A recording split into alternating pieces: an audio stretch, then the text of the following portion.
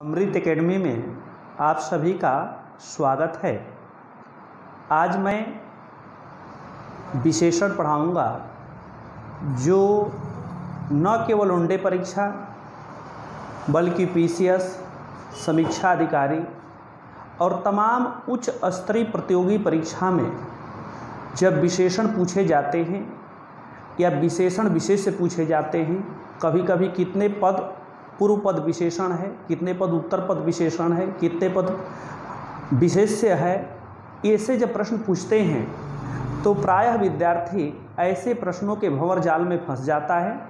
मेरा प्रयास होगा कि विशेषण से संबंधित किसी भी प्रतियोगी परीक्षा में कोई भी चीज़ें आएँ, आप उसका सही और सटीक उत्तर दे सकें।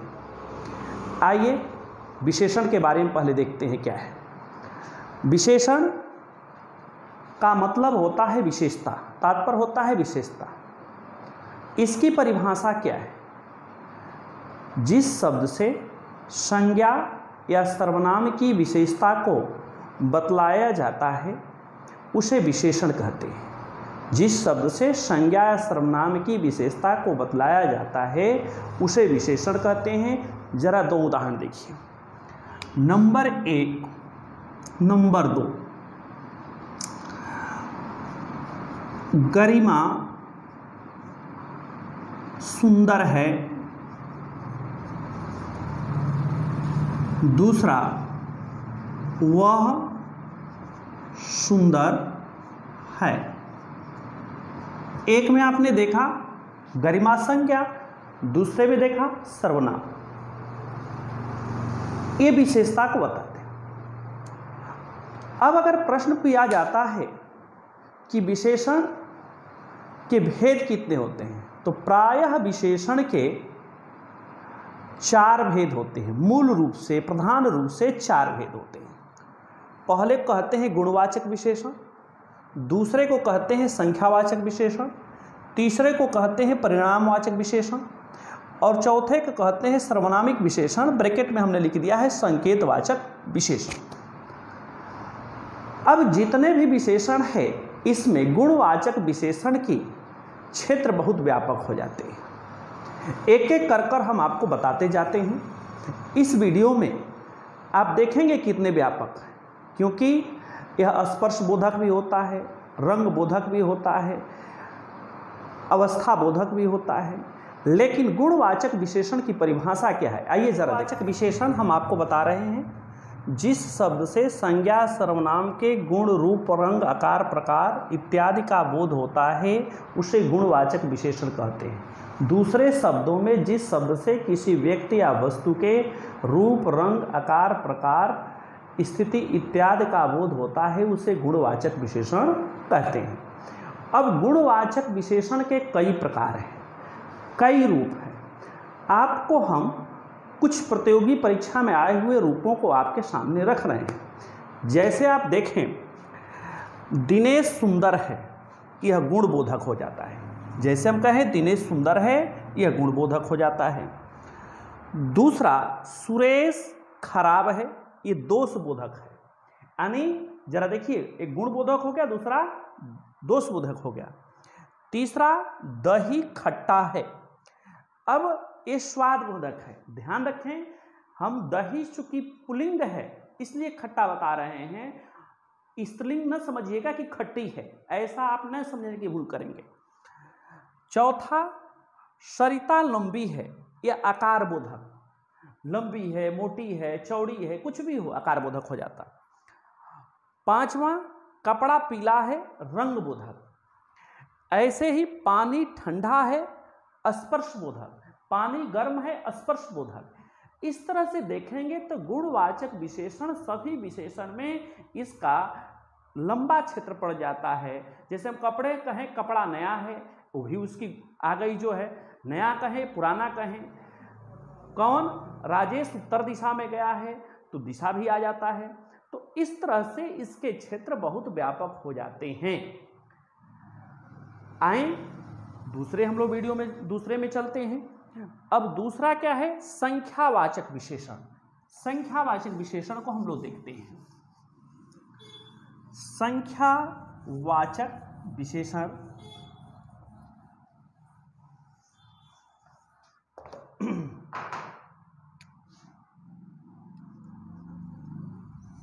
संख्यावाचक विशेषण। ध्यान दें, संख्यावाचक विशेषण जो है वह परिमाणवाचक विशेषण से मिलता जुलता है। मेरा पूरा प्रयास होगा कि कहीं आप भ्रम में न रहें, कहीं संदेह में न हो कि कैसे संख्या कैसे परिमाण। आइए जरा पहले संख्यावाचक विशेषण में इसकी परिभाषा क्या है। जिस शब्द से किसी वस्तु या व्यक्ति की या संज्ञा या सर्वनाम की संख्या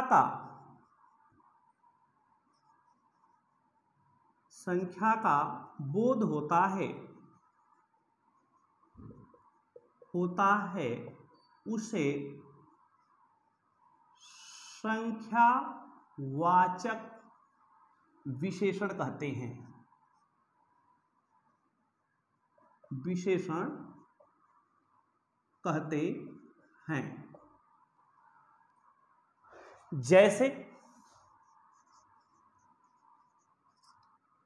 जैसे अब ध्यान रखें, संख्यावाचक विशेषण में इसके दो उपभेद हो जाते हैं। कैसे? ये दोनों ही संख्यावाचक विशेषण के हो जाते हैं। दोनों उपभेद देखें। पहले को कहते हैं निश्चित संख्यावाचक विशेषण और दूसरे को कहते हैं अनिश्चित संख्यावाचक विशेषण। निश्चित संख्यावाचक विशेषण क्या है, जरा इसको देखिए। जिस शब्द से किसी संज्ञा सर्वनाम के निश्चित संख्या का बोध होता है या किसी वस्तु या व्यक्ति के निश्चित संख्या का बोध होता है उसे संख्यावाचक विशेषण कहते हैं। जैसे कक्षा में 40 छात्र है। कक्षा में 40 छात्र है। एक कक्षा में 40 छात्र है। अब देखिए यह 40 निश्चित संख्या को बता रहा है। इसी तरह से कक्षा से कुछ छात्र चले गए। यहां कुछ चले गए, कितने चले गए अनिश्चित बता रहा है। तो निश्चित और अनिश्चित, कक्षा में 40 छात्र निश्चित संख्या, कक्षा से कुछ छात्र चले गए, कितने चले गए पता नहीं, निश्चित संख्या। अब निश्चित संख्यावाचक के 5 भेद हैं। निश्चित संख्यावाचक के कितने भेद हैं, जरा बोर्ड पर देखें, 5। नंबर 1, नंबर 2, नंबर 3, नंबर 4, ये सब निश्चित संख्यावाचक के हैं जी। जरा देखें 4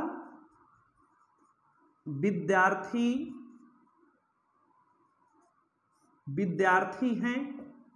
कितने विद्यार्थी हैं, 4। 5वां देखें, 4 विद्यार्थी हैं। दूसरा उदाहरण देखिए इसका निश्चित संख्यावाचक के, क्या चौथा लड़का है। तीसरा देखिए,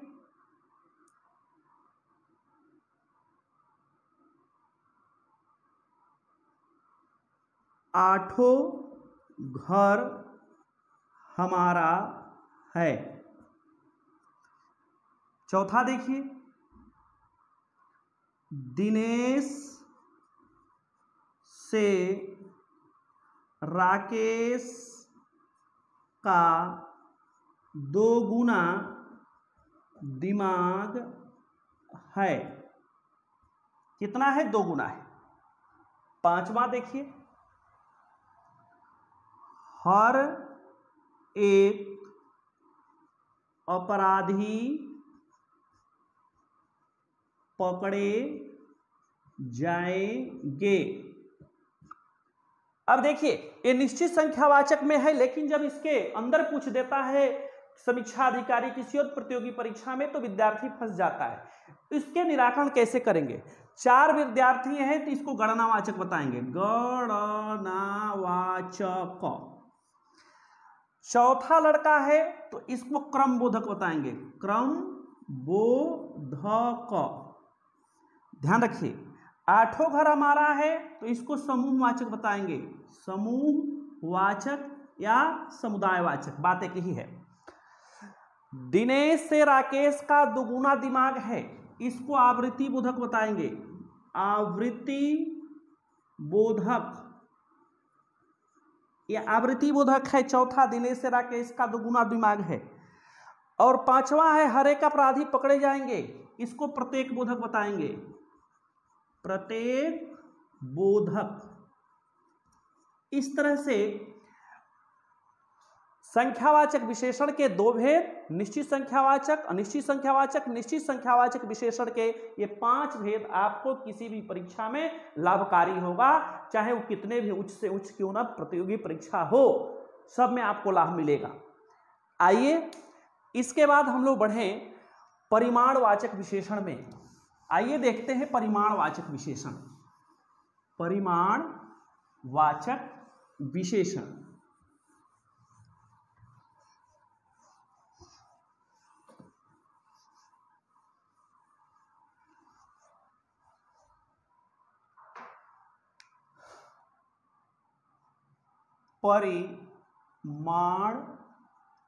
परिमाणवाचक विशेषण, ध्यान दें, जिस शब्द से किसी संज्ञा या सर्वनाम के परिमाण का यानी माप तौल का बोध होता है उसे परिमाणवाचक विशेषण कहते हैं। जिस शब्द से किसी वस्तु के परिमाण यानी कि माप तौल का बोध होता है उसे परिमाणवाचक विशेषण कहते हैं। अब इसकी तो परिभाषा यही हो गई कि जिस शब्द से किसी वस्तु के परिमाण ब्रैकेट में माप तौल का बोध होता है उसे परिमाणवाचक विशेषण कहते हैं। अब जैसे ध्यान दीजिएगा इसके भी 2 भेद होते हैं। कौन कौन, आइए जरा यहां देखते हैं। निश्चित परिमाणवाचक विशेषण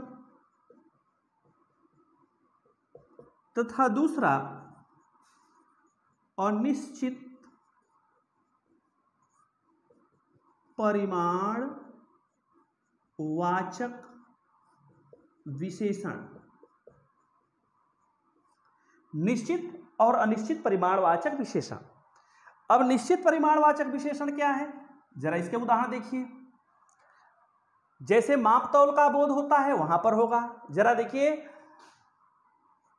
5 लीटर दूध है, निश्चित हुआ। इसका दूसरा उदाहरण देखिए 8 किलो चावल है, निश्चित हो गया। इसके भी 2 उदाहरण देखें, क्या थोड़ा दूध है, थोड़ा, कुछ चावल है, या अधिक चावल है या ज्यादा चावल है, अभी दोनों अनिश्चितता को व्यक्त कर रहा है। तो निश्चित 5 लीटर दूध है, 8 किलो चावल है। इसी तरह निश्चित परिमाणवाचक थोड़ा सा दूध है, कुछ चावल है। यह निश्चित थोड़ा और या अधिक कर दे, अधिक चावल है, बात वही है। अब प्रश्न होता है कि कैसे हम जानेंगे कि वह संख्यावाचक है कि परिमाणवाचक है। दो परिभाषाओं में हमने क्लियर कर दिया। मगर जब आप आएंगे इस धरातल पर क्या कि परिमाण और संख्यावाचक विशेषण में अंतर क्या है, प्राय एक दूसरे से मिलते जुलते हैं। मेरा प्रयास है कि आपको वो बातें समझ में आए कि दोनों में अंतर आप कैसे जानेंगे और बेहतर तरीके से जानेंगे। कैसे, आइए जरा देखते हैं। इसमें जब आप बेहतर जानेंगे तो कैसे जानेंगे बेहतर चीजों को, ये आप देख लेंगे। हम अभी आपके सामने रख रहे हैं। जैसे आप उदाहरण देखिए कैसे। नंबर 1, आधा धन बांट 2। आधा धन बांट 2। और दूसरा उदाहरण देखिए, आधे सदस्य अनुपस्थित है। अब आपके सामने 2 उदाहरण लिखे हैं, आधा धन बांट 2 और आधे सदस्य अनुपस्थित है। तो ध्यान रखिए, जब संख्या क्या होती है, जब कोई विशेषण संज्ञा के पहले एक वचन में होगा, जब कोई विशेषण एक वचन में हो और संज्ञा के पहले हो, जब कोई विशेषण एक वचन में संज्ञा के पहले हो तो वह जो होंगे वह आपका संख्यावाचक होगा। और जब कोई विशेषण शब्द संज्ञा के पहले होगा लेकिन वो बहुवचन में होगा तो वह परिमाणवाचक होगा। तो जब एक वचन में संज्ञावात्मक रहेगा, विशेषण बताएगा विशेषता जो है संज्ञा के पहले, तो वह संख्यावाचक। और जब बहुवचन में बताएगा तो वह क्या हो जाएगा, आपका परिमाणवाचक। जैसे आधा धन बांट दो, तो आधा देखिए एक वचन, ये क्या हो गया है, ये संख्यावाचक हो गया है, संख्यावाचक। और दूसरा हमने लिखा आधे सदस्य अनुपस्थित हैं, तो यह बहुवचन हो गया। यहां देखें, ये बहुवचन हो गया। तो ये क्या हो गया, यह आपका परिमाणवाचक हो गया, परिमाणवाचक। अगर इस आप चीजों को जानते हैं, इस पद्धति को जानते हैं, तो कहीं परिमाण और संख्या में गलत नहीं करेंगे। भले ही दोनों में संख्या हो लेकिन एक में एक वचन होगा और एक में बहुवचन होगा। बहुवचन किस में होगा, आप ध्यान रखिएगा, हमेशा बहुवचन जो होगा वह आधे सदस्य चले गए, आधा धन बांट दो, तो आधा हम बांट दे रहे हैं। तो जब आधे की बात करते हैं तो वो किस में जाता है, ये आप देखेंगे कि परिमाण बोधक में आधा धन बांट दो हो जाता है और उसके अलावा ये संख्यावाचक में हो जाता है।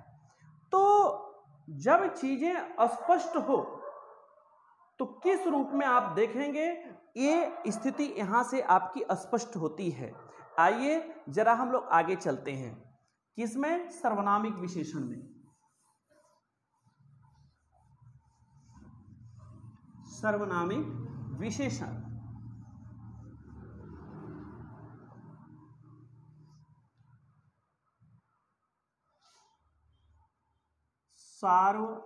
सार्वनामिक विशेषण,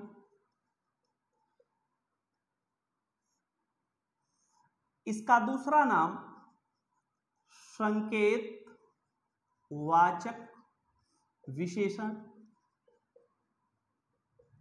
ध्यान दीजिए, सर्वनामिक विशेषण या संकेतवाचक विशेषण, अक्सर प्रतियोगी परीक्षा में इससे प्रश्न आते हैं। जो विद्यार्थी हल्के कद का होता है, जिसकी समझ नहीं होती है, प्रायः इसमें गलत करता है। मैं इसको एकदम तार तार कर दे रहा हूं। अगर आपको सर्वनाम की परिभाषा है याद है, आपको विशेषण की परिभाषा याद है, तो आप सर्वनामिक विशेषण कर ले जाएंगे। सर्वनाम क्या है? जो संज्ञा के स्थान पर आए। विशेषण क्या है? जो संज्ञा और सर्वनाम की विशेषता को बताए। सर्वनामिक विशेषण क्या है? जो शब्द सर्वनाम होते हुए भी विशेषण के भांत प्रयुक्त होते हैं, उसे सर्वनामिक विशेषण कहते हैं। जो शब्द सर्वनाम होते हुए भी विशेषण की भांति, जो शब्द सर्वनाम होते हुए भी विशेषण के भांति प्रयुक्त होते हैं, उसे सार्वनामिक विशेषण कहते हैं।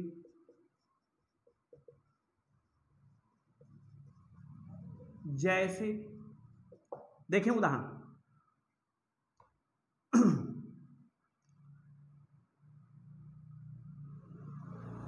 यह वह हमारा दुश्मन है। अब देखिए यहां पर वह शब्द है सर्वनाम, लेकिन प्रयुक्त हुआ है सर्वनामिक विशेषण के रूप में। कौन हमारा दुश्मन है? वह हमारा दुश्मन है। तो कौन हमारा दुश्मन है वह हम बता दिए। इसी तरह से यह हमारे विश्वविद्यालय का छात्र है। कौन है? यह हमारे विश्वविद्यालय का छात्र है। यहां पर वह यह किसके रूप में आए हैं? यह सर्वनामिक विशेषण के रूप में आए हैं। ये जब आप जानते हैं कि सर्वनामिक विशेषण के रूप में आए हैं, जैसे एक तीसरा देखिए, यह पुस्तक मेरी है। यह कह दिए पुस्तक मेरी है। तो ऐसे जब आते हैं, अगर यही रहता यह पुस्तक है, ध्यान रखिए, अगर यही शब्द आ जाता कि यह पुस्तक है, तो समझ जाइए यह निश्चयवाचक सर्वनाम हो जाता। लेकिन जैसे कहा यह पुस्तक मेरी है, तो कौन सी पुस्तक? यह। तो यहां पर यह तीनों में वह किसके रूप में आए हैं? सर्वनामिक विशेषण के रूप में आए हैं। तो इस तरह से आप देखेंगे तो सर्वनामिक विशेषण के भी दो भेद हो जाते हैं। कौन कौन? मौलिक सार्वनामिक विशेषण, और दूसरा मौलिक सर्वनामिक विशेषण, और दूसरे को कहते क्या है? यौगिक सर्वनामिक विशेषण। यौगिक सार्वनामिक विशेषण, मौलिक और यौगिक। अब मौलिक सर्वनामिक क्या विशेषण होते हैं? जो विशेषण का संज्ञा के साथ रूपांतरण नहीं होता है, यानी जिस रूप में है ठीक उसी रूप में आते हैं, वो मौलिक सर्वनामिक विशेषण के श्रेणी में आते हैं। जैसे हम इसके उदाहरण को देख सकते हैं, यह घर मेरा है। यह घर मेरा है, यहां पर यह मौलिक सर्वनामिक विशेषण है। अब दूसरे को भी आप देख सकते हैं, यौगिक क्या? जैसा देश वैसा वेश। जैसा देश वैसा वेश, यहां पर यह यौगिक हो गया। जैसा देश वैसा वेश। अब ये तो मुख्य रूप से हो गए। अब प्रतियोगी परीक्षा में जब पूछे जाते हैं कि विशेष विशेषण क्या है, विधेय विशेषण क्या है, आइए जरा उसका आपके सामने निराकरण करते हैं। विशेष विशेषण और विधेय विशेषण। ये क्या होते हैं जरा देखिएगा, और जिसको अभी तक स्पष्ट नहीं होगा उसको भी हम स्पष्ट करने का प्रयास करेंगे। विशेष विशेषण और विधेय विशेषण क्या होते हैं। देखिए यहां पर विशेष्य विशेषण और दूसरे को कहते हैं विधेय विशेषण।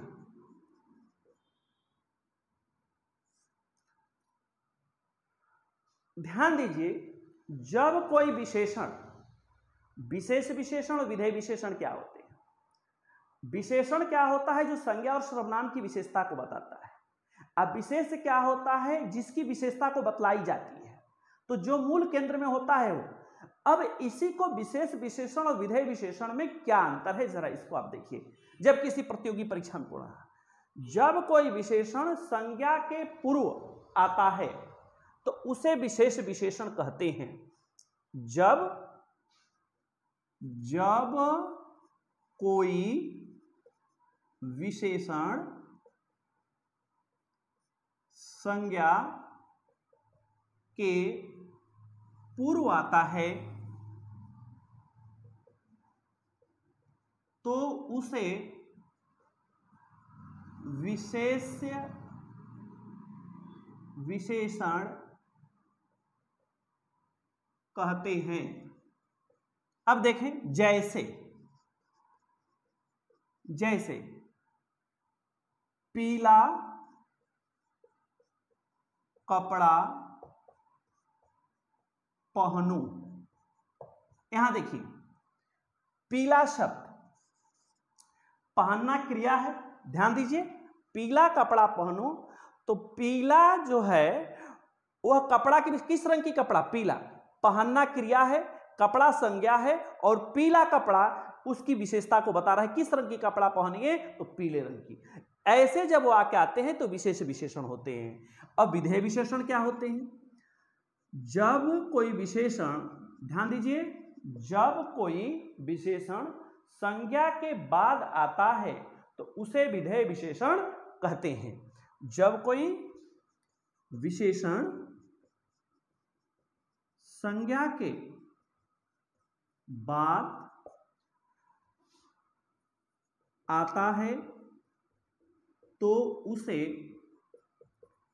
विधेय विशेषण कहते हैं। जैसे देखें, झंडा ऊंचा रहे हमारा। यहां पर देखिए, झंडा क्या है, संज्ञा हो जा रहा है, और ऊंचा इसकी विशेषता है, विशेषता। तो आप देख सकते हैं यहां पर जो विशेषण है वह संज्ञा के बाद आया है, इसलिए यह विधेय विशेषण के श्रेणी में आता है। इस तरह से चाहे जहां से भी कोई पूछे कितने पद विशेष विशेषण है, कितने पद विधेय विशेषण है, आप किसी भी कंपटीशन में, चाहे समीक्षा अधिकारी हो या आपको पीसीएस हो या किसी ओनडे एग्जामिनेशन हो या टीजीटी पीजीटी हो या अदरवाइज किसी भी प्रतियोगी परीक्षा में जो आप उच्च प्रतियोगी परीक्षा में बैठना चाहते हैं, उसमें इसका उत्तर दे सकते हैं कि विशेष विशेषण क्या है, विधेय विशेषण पर क्या है, कितने पद विशेष विशेषण है, कितने पद विधेय विशेषण है, सब आपके मुट्ठी में होगा, बशर्ते कि आप इस वीडियो को देखकर और अपने मन के मंदिर में उसको बसाने का प्रयास करें। आइए जरा एक और देखें, एक चीज और आता है, प्रविशेषण क्या है। प्रविशेषण भी आपको बताते हैं क्या होते हैं। प्रविशेषण, आइए जरा देखें प्रविशेषण। प्रविशेषण ये बहुत आसान है। क्या आसान है, जरा आप देखिए। प्रविशेषण क्या है, जिस शब्द से विशेषण की विशेषता को बतलाई जाती है उसे प्रविशेषण कहते हैं। ध्यान दीजिए, संज्ञा सर्वनाम की विशेषता बताने वाला विशेषण होता है, और जो जिस शब्द से विशेषण की विशेषता को बताई जाती है उसे प्रविशेषण कहते हैं। सरल शब्दों में कैसे, जिस शब्द से संज्ञा या सर्वनाम की विशेषता को बतलाया जाता है उसे प्रविशेषण कहते हैं। जैसे दो उदाहरण देखें। रमेश बहुत बुद्धिमान है। बुद्धिमान उसकी विशेषता है, अब बहुत रमेश की विशेषता है। दूसरा देखें, हरीश अत्यंत सुंदर है या अत्यधिक सुंदर है। तो अत्यंत या अत्यधिक बात एक ही है। वह अत्यधिक सुंदर है या अत्यंत सुंदर है, ऐसे जब आते हैं तो इसको प्रविशेषण कहते हैं। इस प्रकार आप देखेंगे कि इस वीडियो में संपूर्ण विशेषण की आपको जानकारी दी गई है। यदि आपको यह वीडियो अच्छा लगता है तो लाइक करना अधिक से अधिक और सब्सक्राइब करना न भूलें। अगले वीडियो में हम हिंदी के किसी और टॉपिक को आपके समकक्ष रखेंगे। आप सभी को बहुत बहुत धन्यवाद।